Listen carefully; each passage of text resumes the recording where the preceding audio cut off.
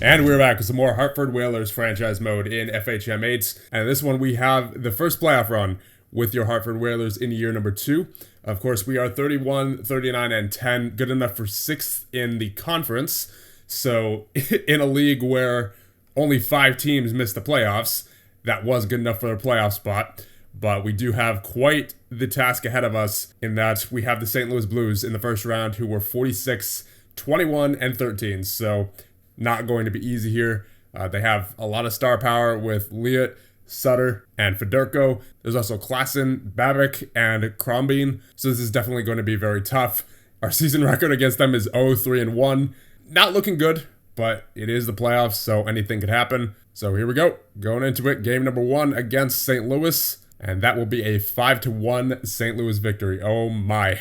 56 shots to 22. That is not a good sign.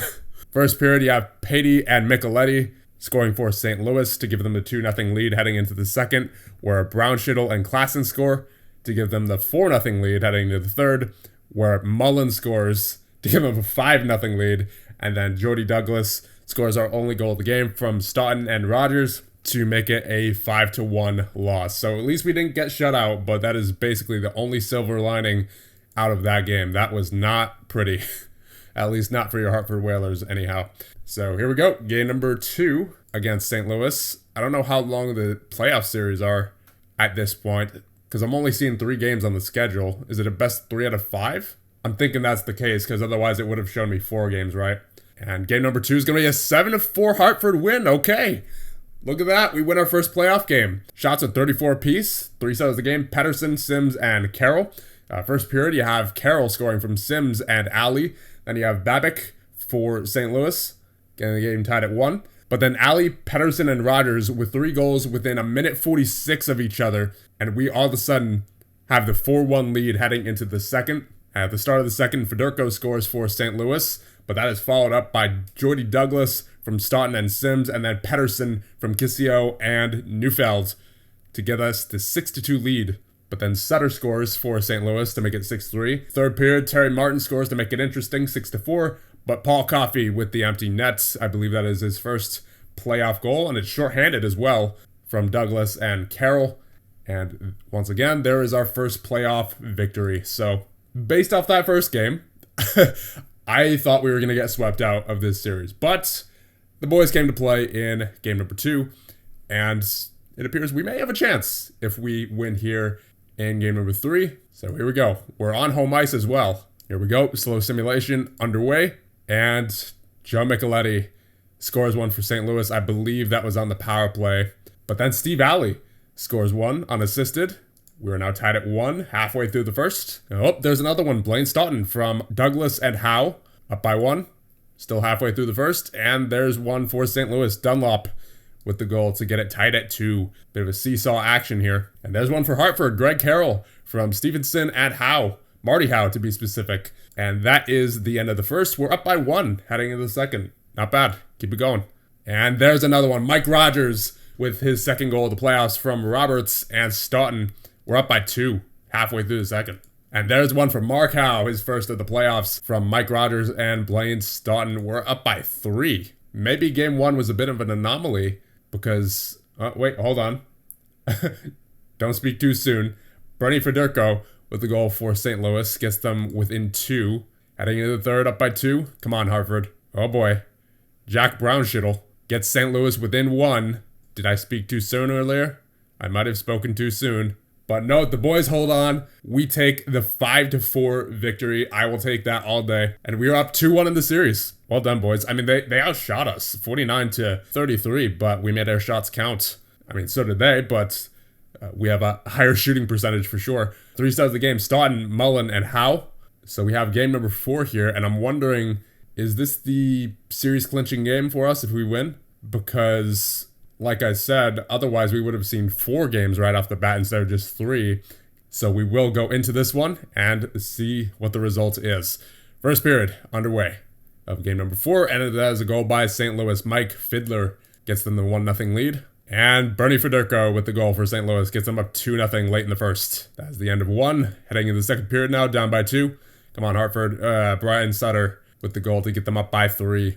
And there's another one, Wayne Merrick from John Hughes, and that is 4-0 for St. Louis, so they are not taking this one lying down. Third period, Wayne Babbitt with the goal. That is 5-0 St. Louis. Ugh. So a bit of a repeat of game number 1 here, it seems. Yep, it's worse actually. Joe Mullen with the goal, 6-0. And that is it. We get shut out in game number 4, and it looks like we will have a decisive game number 5. Here we go. Come on, Hartford. Yeah, Babbitt. St. Louis gets off to a good start. Babbitt in the first minute gets them on the board. Not a good look. And there's Brownschittle. 2 quick goals for St. Louis. Not ideal. Second period underway, and there's one for Staunton. Okay, we're in it. We're back in it. Paul Coffey and Rogers with the assists. Come on, Hartford. Come on, Hartford. Goal for St. Louis, Bob Stewart. And that is it for 2. Heading into the third period now, down by 2. Not looking good. Come on, Hartford. Come on, Hartford. Get me one right here. Not happening. Keith Acton with the goal for St. Louis puts them up 4-1, and that should be it. Yes, indeed. St. Louis takes the series by a score of 4-1 in game number 5, and the series 3-2. 3 stars of the game: Dunlop, Liat, and Stewart. Shots were 42-34 St. Louis. And yes, indeed, that is the end of the series. So hard fought game number 2 and game number 3. We certainly put up more of a fight than I expected, but in the end, the superior team came out on top. So I suppose I can't complain, you know. Just the fact that we improved on the team that we had last year, all while getting younger in the process, and then making it a somewhat competitive first round, that's certainly a step in the right direction for this young team. But the issue is, I'm just not sure when we're taking that next step, you know, because we're still quite a ways off compared to most of the other teams that are competing on a regular basis, like obviously such as the Stanley Cup champion Montreal Canadiens. I mean, their roster is just insane. As we see, 3 5-star abilities, 2 4.5 stars, 2 4 stars. I mean, this is the kind of roster we need in order to really compete in this league, in this era. And we are nowhere close to that right now. I mean, we do have 2 4.5-star abilities in Howe and Staunton. Rogers isn't half bad himself, but when compared to the best teams in the league, we get smoked. We are definitely still in a building process here in Hartford. And I know I said I wanted this to be a 1 or 2 year rebuild, but it's looking like at this point it might be 3 or 4. Now that I see like just how dominant other teams are in the play, especially in the playoffs compared to us. Like the difference in overall talent is just very obvious. So it was a nice try, but definitely still got a lot of work to do here. May as well take a look at the playoff stats while we're at it. So in 5 games played, Staunton led our team with 6 points. No surprises there. Rogers with 5 points, also was point per game. Then you have Douglas with 4, 3 for Alley, Carroll, and Sims, 2 for Pedersen, Howe, Coffey, Hangs-Leben, Neufeld, and Stevenson, 1 for Marty Howe, Kissio, Lay, and Roberts. Let's check out goaltenders. Garrett played all 5 games. He had an .893 save percentage. Now, in this universe, .893 is actually close to league average. We determined that the league average for goaltender save percentages, at least in this era, is somewhere around .898 or maybe a little bit higher or a little bit lower. It's somewhere around there. So Garrett, with that in mind, actually did pretty okay. Obviously, he could have done much better. You know, we lost 4-1, 6-0. Even the games that we won, we let in a lot of goals, 5-4, 7-4. And then, of course, game number 1 was 5-1. So obviously not a great performance by any means, but all I'm saying is for this day and age, we shouldn't be surprised that this kind of game happens often. So I don't necessarily blame Garrett entirely for that series. And his grade was a 77. So he, according to the game at least, he was the best performer out of anybody on the team during the playoffs. Or was that, is that regular season? This might be regular season.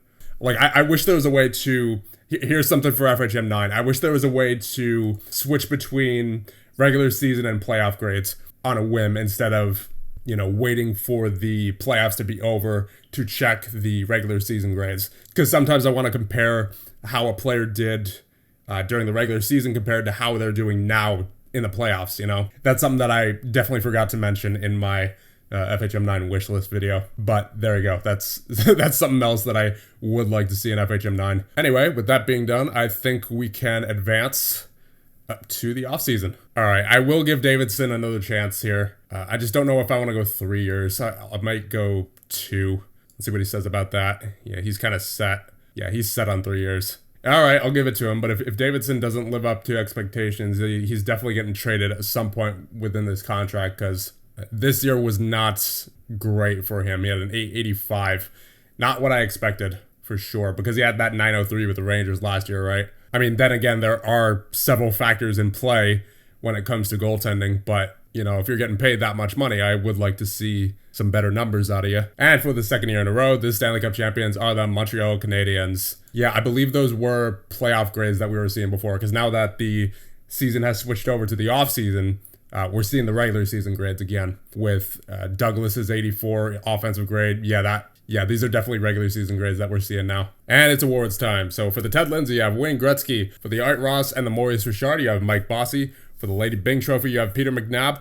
For the Bill Masterton, you have Wayne Cashman of Boston. For the Mark Messier Leadership Award, you have Daryl Sittler. And for the Jennings Trophy, you have Pete Peters. And the heart between Potvin, Gretzky, and Bossy is Gretzky with 120 points this season. So not as many points as he had last year. The Conn Smythe goes to Guy Lafleur.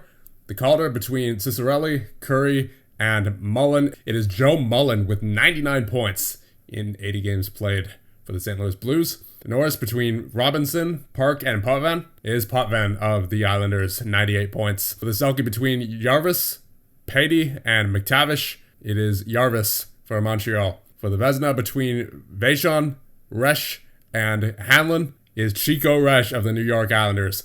GM of the Year between Francis, Sinden, and Lindsay, it is Harry Sinden of Boston.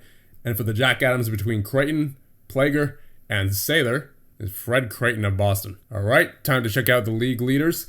For goals, you have Mike Bossy with 71. Staunton was actually very close with 68. He was so close to leading the league in goals. Assists, Trottier with 83. And then points, Mike Bossy with 149. That was 25 more than second, with Steve Schutt and Brian Trottier both with 124 points. Now let's see goalie leaders. So the leader for wins is Eddie Mio of the Edmonton Oilers. Brodeur, apparently, with the most losses, Richard Brodeur on the Colorado Rockies. Goals against average leader is Chico with 2.66. He also led the league in save percentage with a 907. Vachon with 5 shutouts, and that is about it. All right, it is June 23rd, so that means we can now assign prospects again. So let's see how our prospects are doing. Bernie Nichols with a 1.5 star talent now. Unfortunately, his potential's dropped back down to a 3.5. How did he do this year? 161 points in 67 games played in the OHL. Offensive ratings, yeah, they're getting up there. I wouldn't say they're NHL caliber yet, but he's certainly getting there. I think I'll leave all these guys unsigned for the time being. I don't think any of their signing deadlines are this year. Good, we got at least till next year to sign them. I have done all the staff signings, and I believe I have signed all the upcoming free agents that I was going to sign. So with that being said, we will advance up to July 1st. And let's see the season score summary. I expect we would have a better report card this time than we did last year. Of course, we did reach the playoffs. That's the only positive category we got, but I'll take it. Which means our total season score is 18, bringing our total career score to 22. Of course, we got 4 last year and 3 available points. So I think I'll put that into start with negotiation skill. Hopefully that'll make trades a little bit easier. All right, so we have some changes to the league rules. The NHL adjusted its playoff format in each division. 1 plays 4, 2 plays 3 in the division semifinals, and the winners play each other in the division finals. The divisional winners in each conference play in the conference finals, and the winners play in the finals. The division semifinals are best of 5, while the remaining series are best of 7. And with that, I'll end things off here. And the next one, we will get to the rest of the offseason of year number 2.